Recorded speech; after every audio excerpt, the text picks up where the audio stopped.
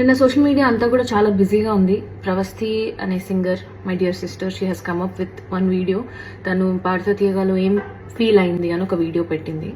First of all, మనలో ఎంతమందికి అంత మెచ్యూరిటీ ఉంది to understand that is one side of the story.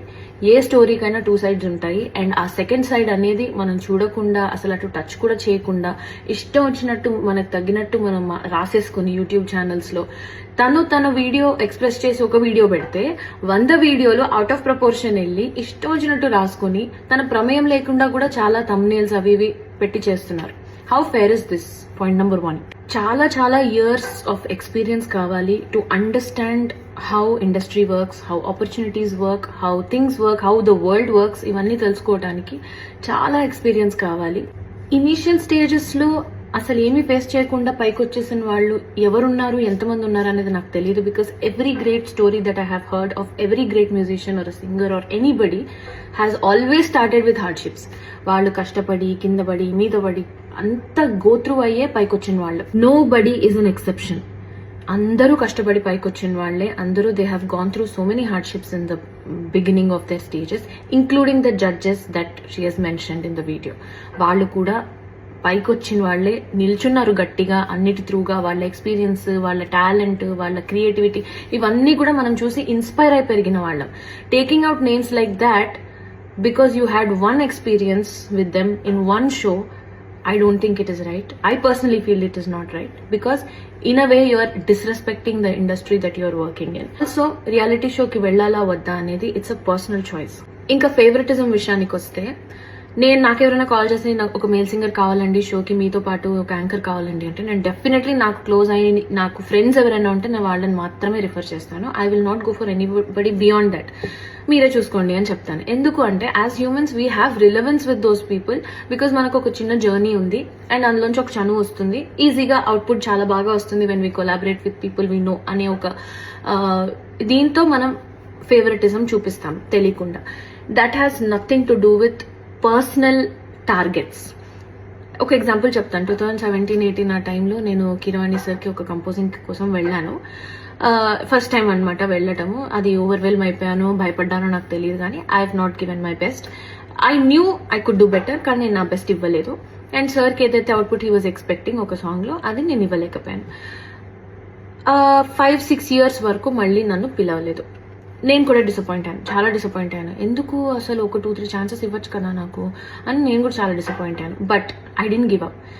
ఈ 5-6 years I have genuinely worked, అంటే సార్ దగ్గర కాదు, బయట genuinely worked, improved my talent, learn so many things, learn about how industry work, ఎలాంటి మైండ్ సెట్ ఉంటుంది musicians కి, ఇవన్నీ కూడా నేను దగ్గరుండి డే బై డే నేర్చుకుని వచ్చాను. 5-6 ఇయర్స్ లో కూడా I have created my own opportunities. డబ్బింగ్కి వెళ్ళేదాన్ని, సింగింగ్ చేసేదాన్ని, ట్రాక్స్ పాడేదాన్ని, కోరస్ పాడేదాన్ని, ఆర్జింగ్ చేసుకునేదాన్ని. All the opportunities I have created for myself. 5-6 years తర్వాత, without any external influence, I got a call from Kirani sir saying that he wants to work on a song. నేను వెళ్ళాను. This time I did much better. Sir ఏదైతే output అనుకున్నారో that I could deliver.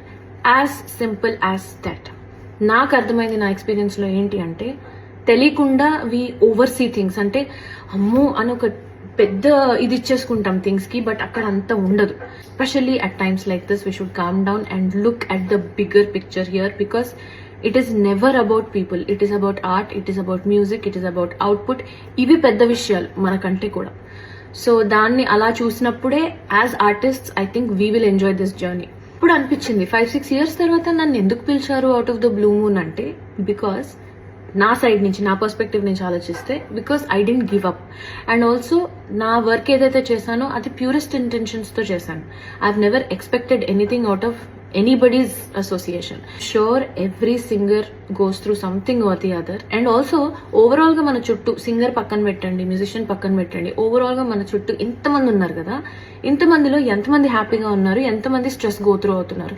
If the problem lies only in music industry, only in singers, only with reality shows, ఇంతమంది ఎందుకు disappointed గా ఉన్నారు చుట్టూ?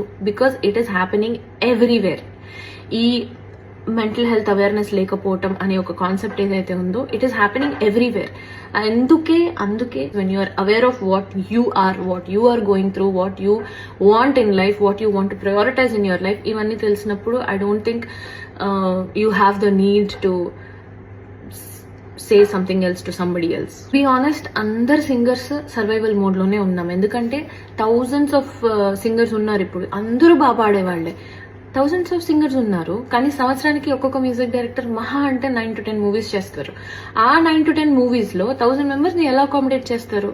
So it is always good to have a reality check about what is happening outside also. We're so obsessed with ourselves that we only think about why am I going through this, why am I being given this అని ఆలోచించినంత వరకు మనకు answers రావు. అందరినీ ఇందులోకి లాగేసి వాళ్ళ personal lifes తీసి వాళ్ళ personal lifes మీద థంబ్నెయిల్స్ వీడియోలు పెట్టి I don't think this is fair at all.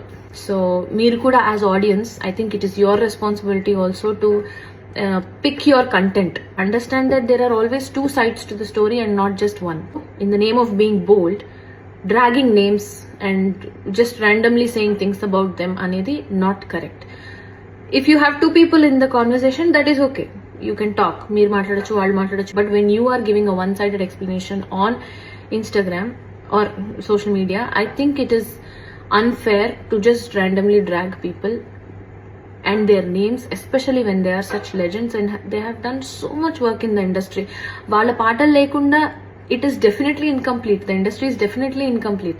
I think even my dear sister Pravasti will grow in life only when she tries to understand how this world works. And in my personal experience with MM Keeravani garu, I think he is an amazing man. He is very very humble and అందరినీ ఒకేలాగా చూస్తారు, equal గా చూస్తారు, respect ఇస్తారు. Have been working with him and I felt this was unfair, just unfair to drag him and చాకరీ చేస్తారు అని అన్నారు. అది వాళ్ళు అలా చెప్పారో లేదో నాకు తెలియదు, చెప్పుండరు అనుకుంటున్నాను. ఒకవేళ చెప్పుంటే కూడా I think that is the most favourite చాకరీ for any singer or every singer, because వాళ్ళ దగ్గర, కిరవాణి గారు లాంటి వాళ్ళ దగ్గర నేర్చుకోవటానికి ఇంత ఉంటుంది. అండ్ ఎలాంటి చాకరీ ఉంటుంది?